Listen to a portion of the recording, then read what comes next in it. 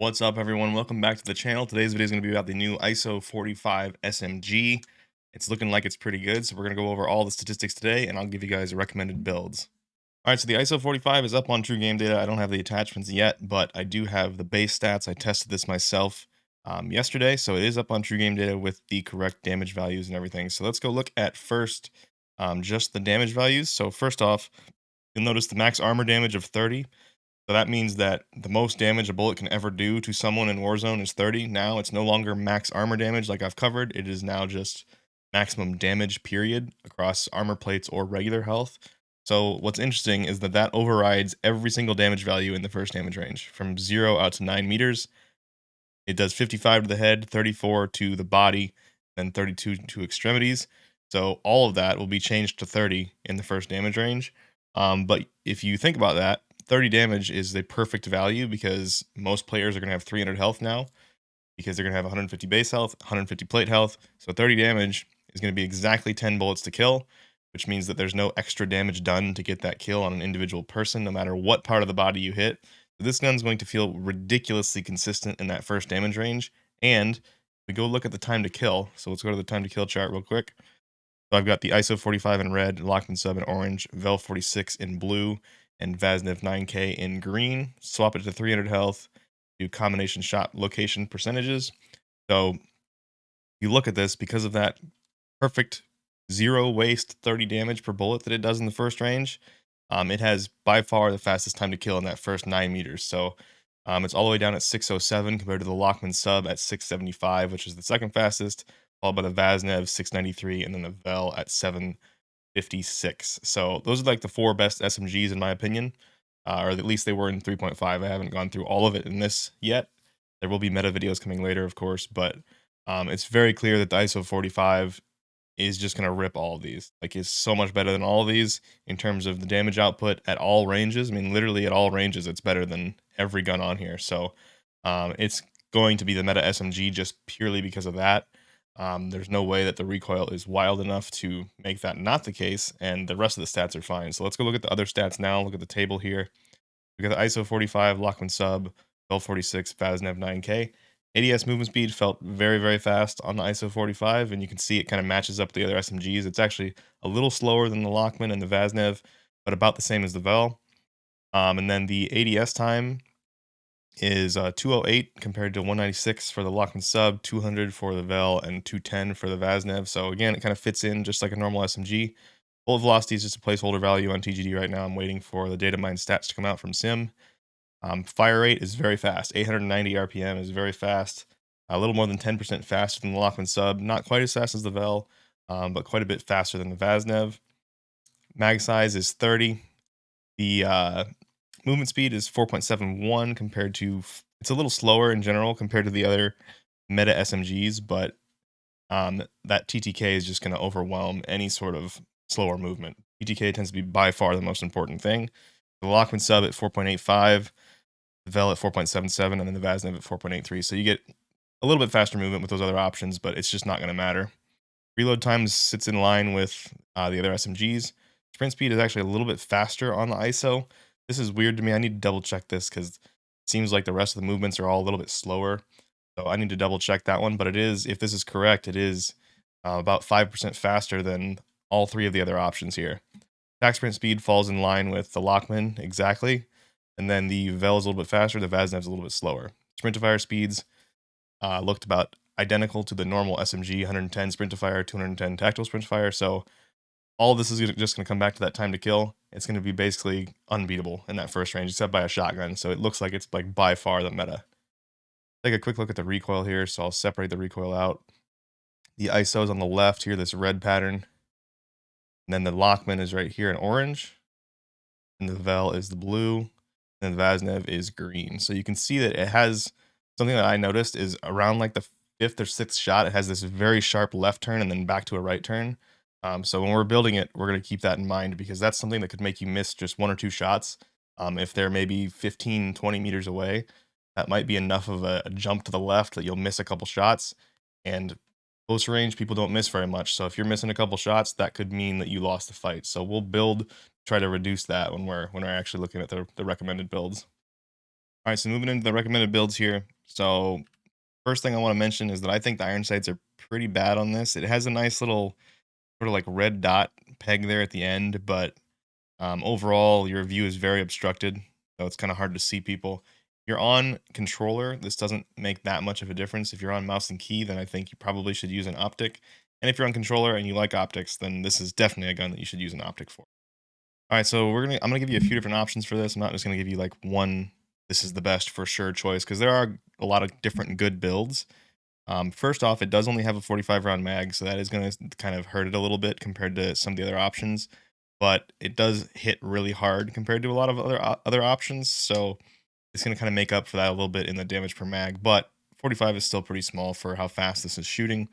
But we definitely need to use that probably almost in all game modes. Maybe solos you wouldn't use it, but even in duos with 300 health, you're gonna want to use the 300 or the 45 round drum mag here. So that's what we're gonna start with.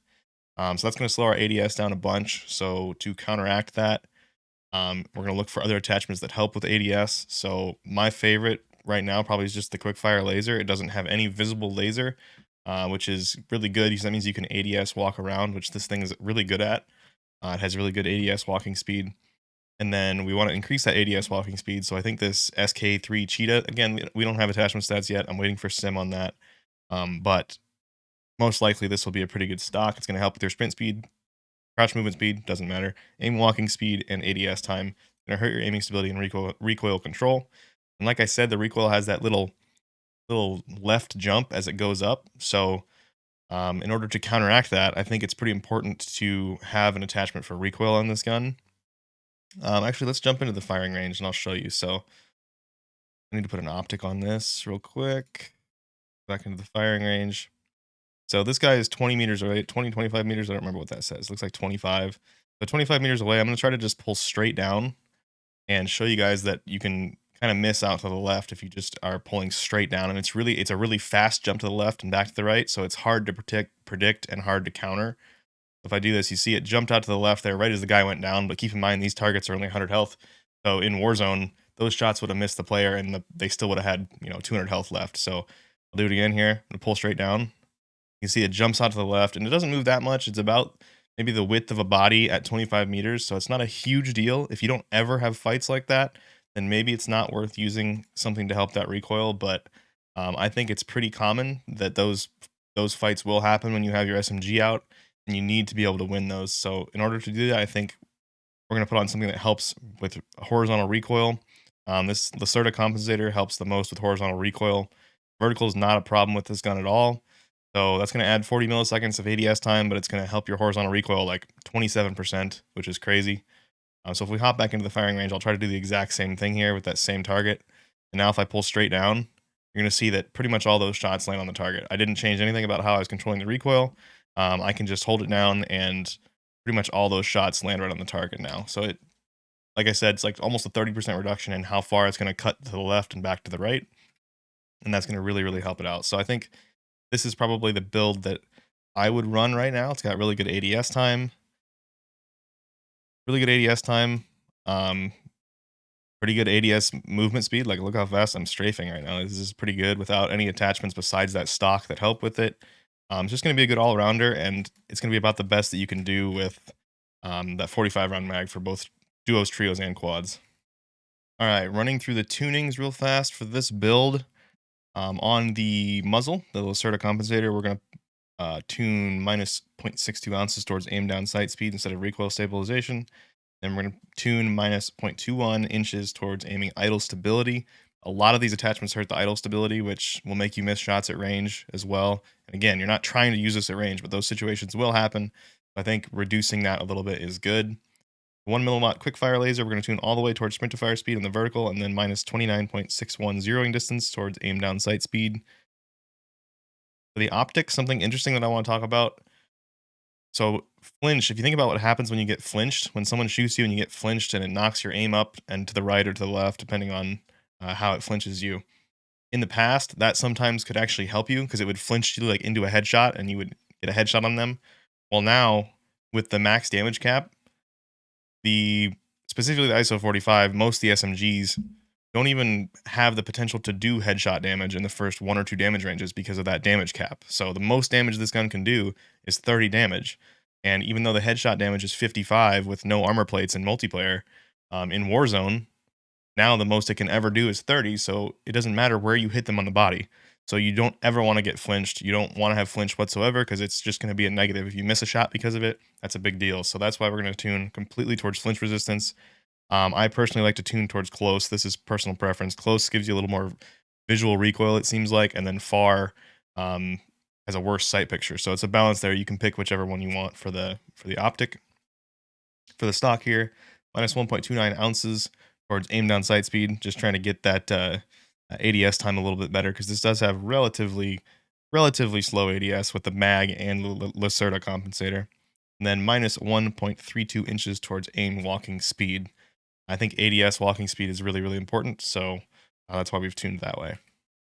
Now, if you wanted a similar build to this, but something that is not going to have a slower ADS time, you could swap out the quickfire laser for the VLK laser 7 milliwatt. This is going to help with your sprinter fire speed as well, so it's another W.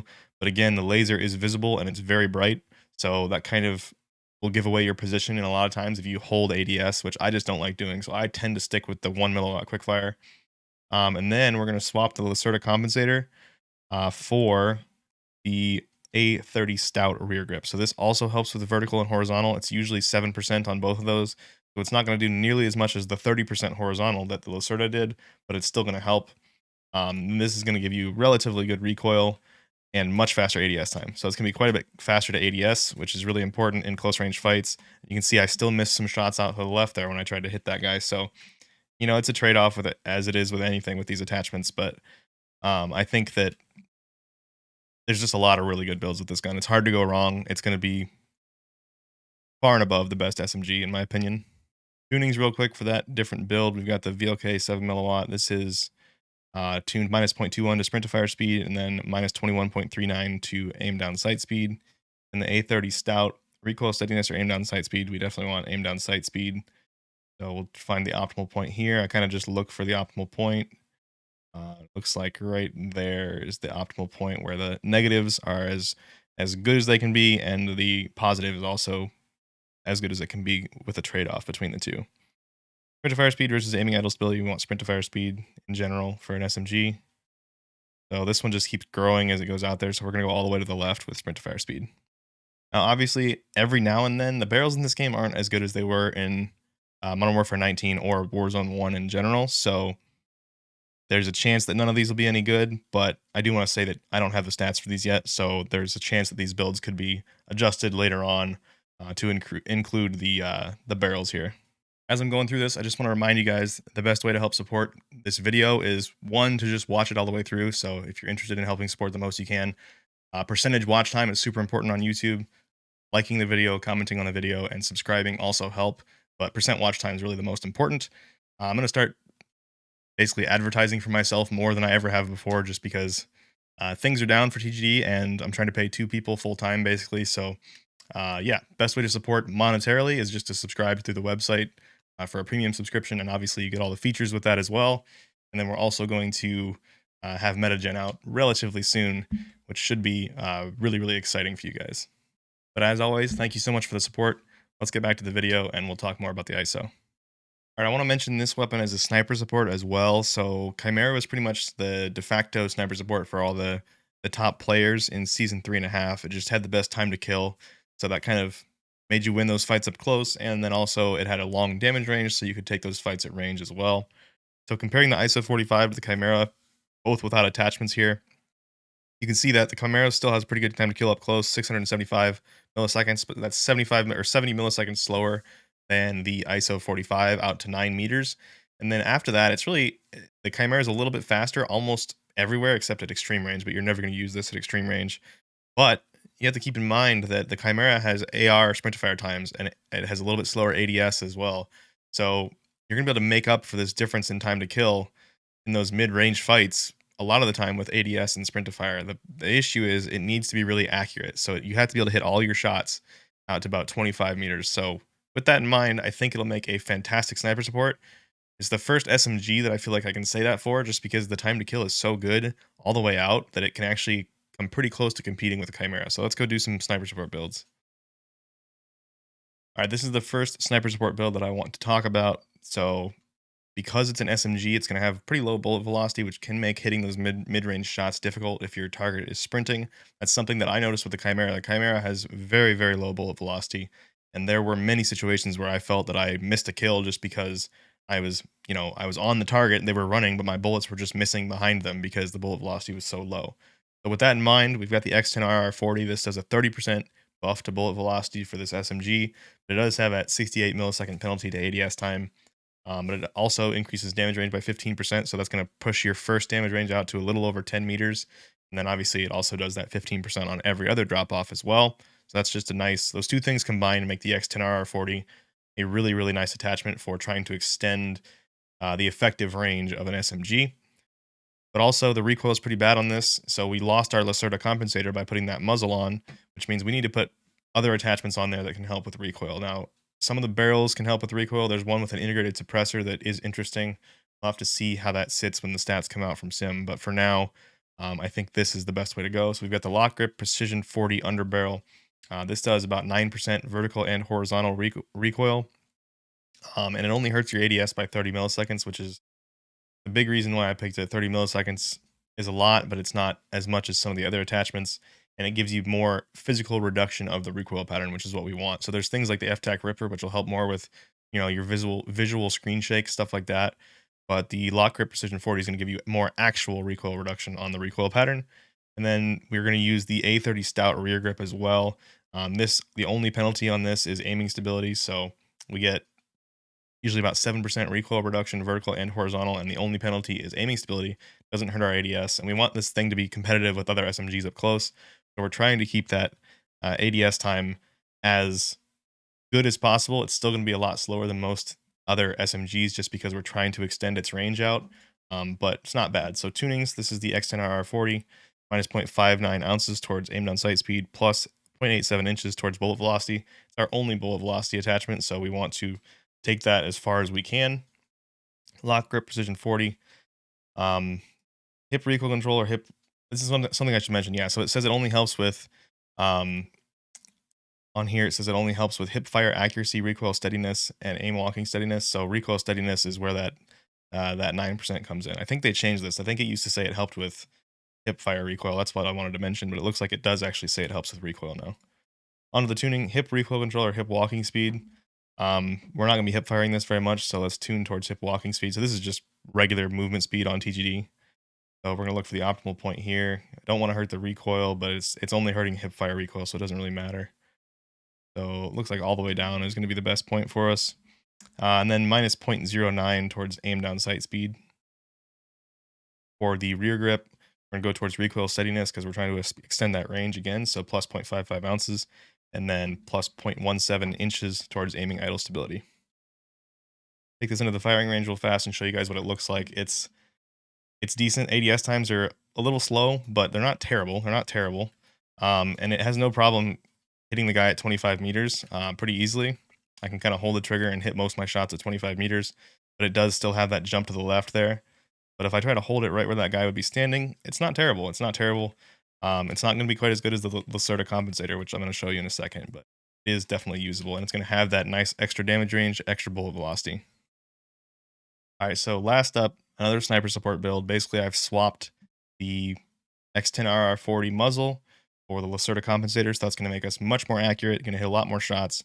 And then I've swapped the Lock Grip Precision underbarrel for the FPSKrieger. This is going to help with recoil, physical recoil less than the other underbarrel that I was using, but it helps with that visual recoil and it helps you land more shots. Like it's a really good attachment. It does have a little bit worse ADS time than the other one I was using, but the Lacerda compensator has better ADS time than the X10RR. So this is going to have about the same ADS time as the previous build I showed, but it's going to be more accurate, but it's going to have lower bullet velocity. So there are situations where you're going to miss shots because you don't have that extra bullet velocity. So it's a trade-off. You have to decide how you want to play, but I think both these builds are going to be great. But this one is just super accurate. So like I can even hit that guy at the end pretty easily, and I think he's probably a 75 meters or so. The jump to the left really isn't there much anymore. So I have no issues, you know, hitting someone pretty easily out to 30, 40 meters with this, which is what you really need. But definitely situations where the enemy is moving, it's going to be a little tougher with this. Another option would be to swap this rear grip. If you want something that ADS is faster so you can compete with those SMGs more, put on the VLK 7 milliwatt. I already showed you the tunings for this earlier. But this is going to ADS quite a bit faster. And the recoil is not a whole lot different because that rear grip only does 7%. And the VLK also has better aiming stability. So that's going to help you. So I think either one of those would be a really good choice. The aiming stability is going to help you at range, probably almost as much as that recoil is going to help you in certain situations. So all three of those builds, excellent. I think it's a fantastic weapon all around.